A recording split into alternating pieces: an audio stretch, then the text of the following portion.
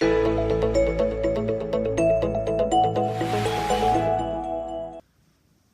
few weeks ago, Rabbi David Goldfisher spoke on Parashat Avie, and he talked about the significance of the bells at the bottom of the Me'il.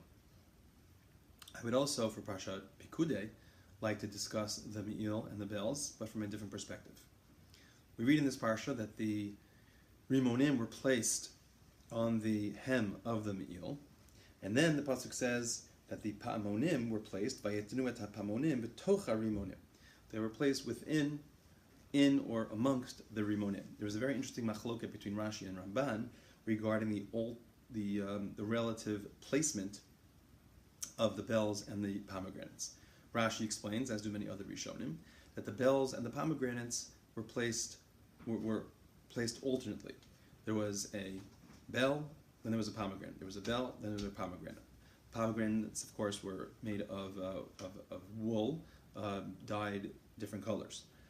And so that's how Rashi understands it. And this continued all the way around the circumference of the bottom of the Me'il. The Ramban, however, raises a question and a difficulty for Rashi. The Ramban says, if this is the case, that they were alternating, then what purpose really did the Rimonim serve? The Pamonim obviously were there because the pasuk says back at Tzavav and Ishma Kolo, it was important to hear the sound of the Kohen Gadol as he moved, but for what purpose were the Rimonim there?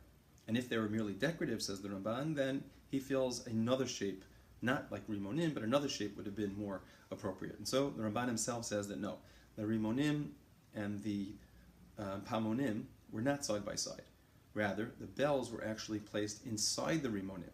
The Rimonim were like cases for the bells, and then the Rimonim with the bells inside were attached to the hem of the Me'il, of the robe. So according to the Ramban, it is clear that regarding the bells versus the pomegranates, the bells certainly played the primary role. The pomegranates were there to hold the bells, but the bells were really the main function of the bottom of the Me'il.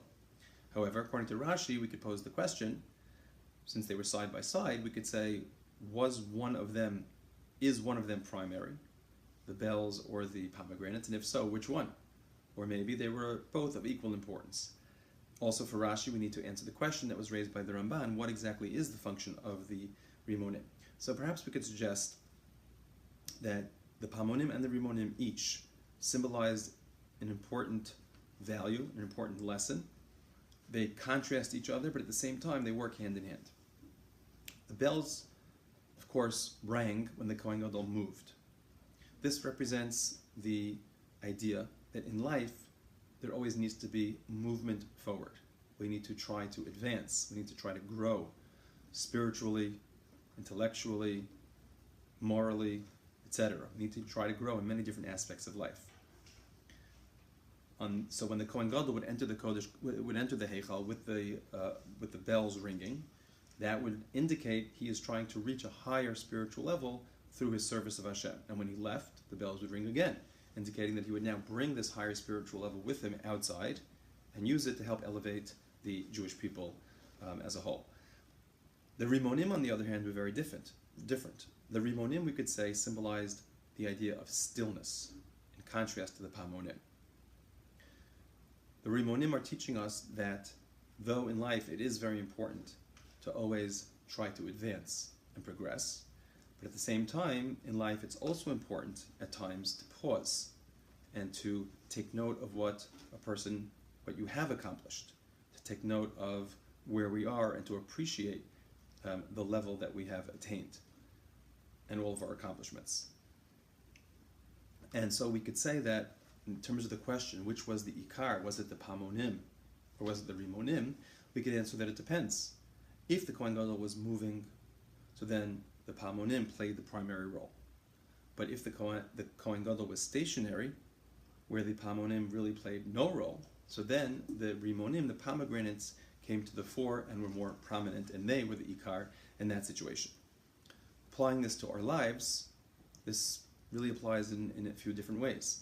First of all, in terms of our learning, we could say that we know that it's important to, of course, move forward, be exposed to new ideas, new concepts, constantly learning more and more. But at the same time, it's important to also review, to meditate on what we have already learned and to crystallize that learning in our minds.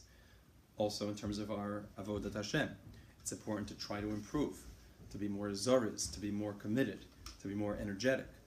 But at the same time, it's also important to take time to let any advancements remain permanent within us, to really become absorbed into our personalities.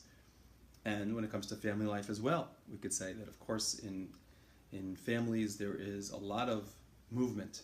There is movement in order to support the family. There's movement in order to take care of basic necessities of life. A lot of action, a lot of movement is happening. But of course, it's very important at times to be still and to appreciate the family as it is, and to appreciate the relationships that have formed and that exist. So may we take the lesson of the me'il, the lessons of the bells and the pomegranates, and on the one hand, constantly strive to grow in our avodas Hashem and to grow in all areas of life, but at the same time, appreciate what we have accomplished and be able to focus on that as well.